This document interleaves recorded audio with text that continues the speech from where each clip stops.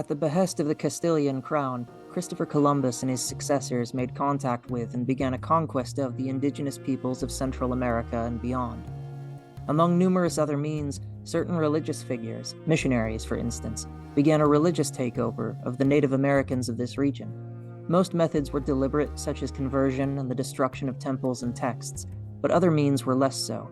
For example, certain European commentators, having lived in and attempted to explore Central America, wrote accounts of their findings. Additionally, Nahuatl texts, initially written in pictographic glyphs, were transliterated into the Latin alphabet and translated into European languages. Moreover, these texts were sifted through layers of Eurocentric and Christian lenses of interpretation. European commentators provide the lion's share of surviving sources on the pre-Columbian thought and culture of these indigenous peoples, even if in fragmented or warped form. As a result, what one has is not a clear image of pre-contact Central America per se, but an approximation through the eyes of their conquerors.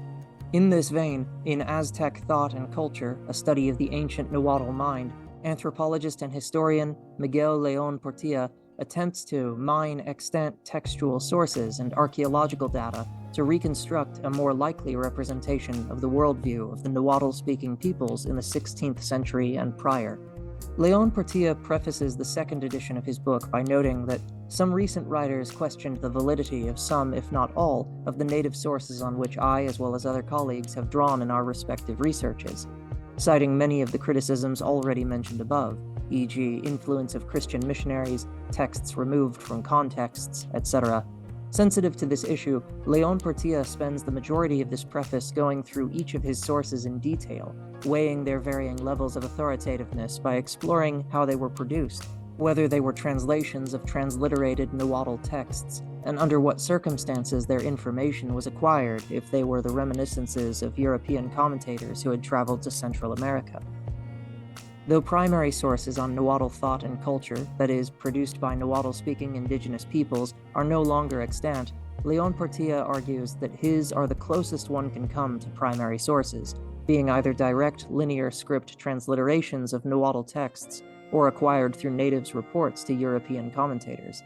Whether León-Portilla's Apologia Fontium holds water is difficult to assess, especially without specialization in the relevant fields.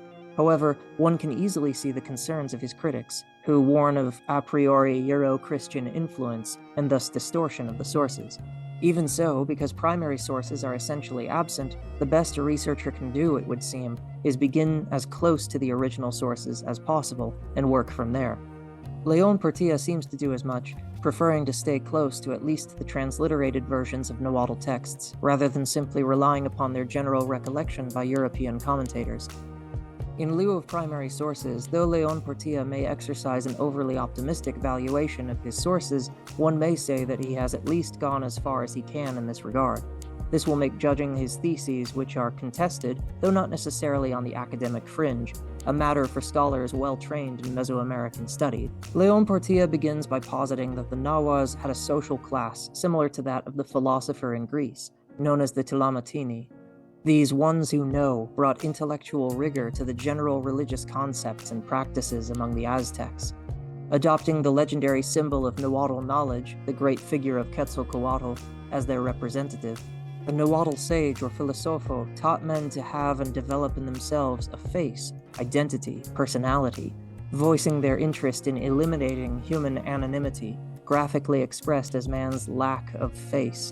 The wise men also put a mirror before their fellow men, so that self-knowledge might cause each individual to be prudent and careful. Seeing a kind of fundamental divide between philosophy and religion in the worldview and purpose of the Tlamatinime, León-Portilla describes these Nahuatl sages as teachers of cosmic contemplation and meditative introspection. This role of the Nahuatl philosopher springs naturally from their cosmology, which is rooted in the conscious person, as symbolized by Quetzalcoatl. León-Portilla notes that the truth, wrapped in the vestments of myth and considered to be the product of wisdom, is symbolically attributed to Quetzalcoatl, the personification of wisdom.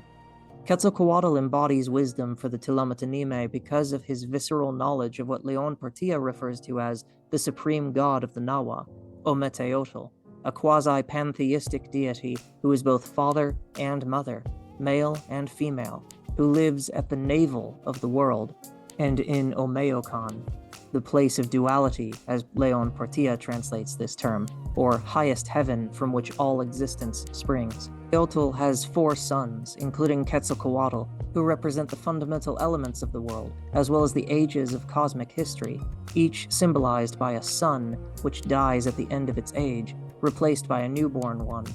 In the Aztec ritual complex, according to León-Portilla, human sacrifice provided lifeblood to sustain the sun, symbolized by Quetzalcoatl, which would maintain the age of the Aztecs. Otherwise, the sun would eventually die, and with it, the Aztec civilization. In this general cosmology, León-Portilla sees evidence of 5 cosmological categories. 1. The logical urgency for a universal foundation. 2. The temporalization of the world into ages or cycles. 3. The idea of primordial elements. 4. The division of space in the universe into quadrants or directions. And 5. The concept of perpetual struggle for supremacy as a framework in which the occurrence of cosmic events can be understood. Quoting from Alfonso Caso's La Religión de los Aztecas, León-Portilla suggests that this cosmology would suggest a very ancient philosophical school, one dating from at least Toltec times, which held that the origin of all things is one single principle, masculine and feminine, which has begotten the gods, the world, and men.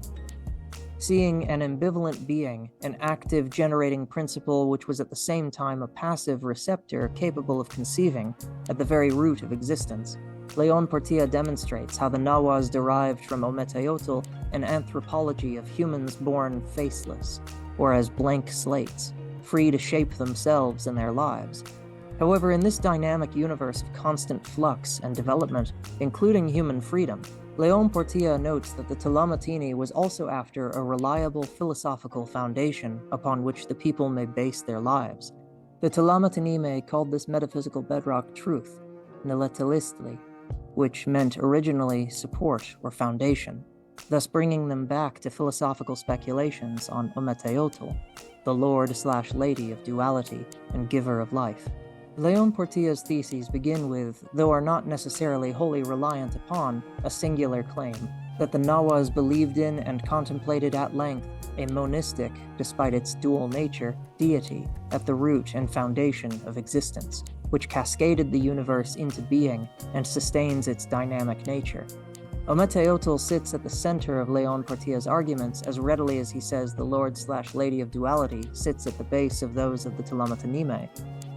Though he is unsure whether the 4 sons of the lord/lady of duality are closer to emanations and aspects of Ometéotl, or if they are meaningfully distinct from one another, he cautions against casually comparing this cosmology to Western ideas of pantheism, such as in the work of Hermann Bayer. He notes that the term pantheism, philosophically speaking, conveys such widely diverse meanings that its use clouds rather than clarifies the nature of Nahuatl theological thought. For this reason, rather than speaking explicitly of pantheism, it is best to outline a specific interpretation of Nahuatl thought. However, as already noted, León-Portilla's starting axiom, the existence of anything like a concept of Ometéotl in Nahuatl thought and culture, has not gone uncontested. Most notably, Richard Hawley has suggested that León-Portilla derived his image of Ometéotl in part from erroneous translations of his sources, such as from the Franciscan monk Fray Juan de Torquemada's version of the Cantares Mexicanos and the Codex Rios, among others. Indeed, were one to raise a word of caution as far as León-Portilla's Aztec Thought and Culture and overall theory of Ometéotl is concerned, it would be that he runs the risk of reading monotheism too far into his sources. Though he resists the temptation to default to pantheism, he is nonetheless not immune to the tendency to read foreign worldviews in familiar terms, similar to the respective works of E.J. Michael Witzel, Wilhelm Schmidt, or Karen Armstrong, whom many have accused of attempting to totalize the world's mythologies into an overarching monotheism. As noted, without training in this field, it's difficult to assess the merit of León-Portilla's theory or Halley's critiques. However, regardless of the existence of Ometéotl, León-Portilla's book may nonetheless serve as a helpful introduction to the general worldview of the Nahuas. For instance, one may see intimations of his explanations of the Aztec practice of human sacrifice in the Aztec sun disk or calendar stone.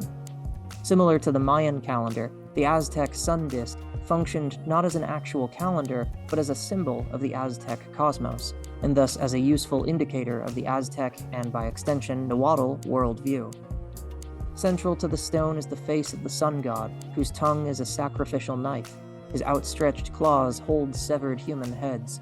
The 4 square panels that surround the face of the god represent the 4 previous creations of the world. Arranged around these panels are the 20 signs of the days of the month in the 18-month Aztec year, and embracing the entire cosmic configuration are 2 giant serpents that bear the sun on its daily journey. The stone is the pictographic counterpart of Aztec legends that bind human beings to the gods who govern the irreversible wheel of time. Though much of his thinking derives from the presumption of the existence of this Lord/Lady of duality, León-Portilla's work may nonetheless survive without it. He has unarguably contributed to Mesoamerican studies through his research and writing, including through Aztec Thought and Culture, and has accrued well-earned accolades and awards through his career, for instance the Living Legend Award from the U.S. Library of Congress in 2013. Despite its possible and certain shortcomings, Aztec Thought and Culture may serve as a critical jumping-off point for non-specialist readers who are looking for an introduction to a worldview which has historically been cannibalized and warped by conquest, colonialism, and apathy. For this reason, it deserves careful, though not uncritical, study.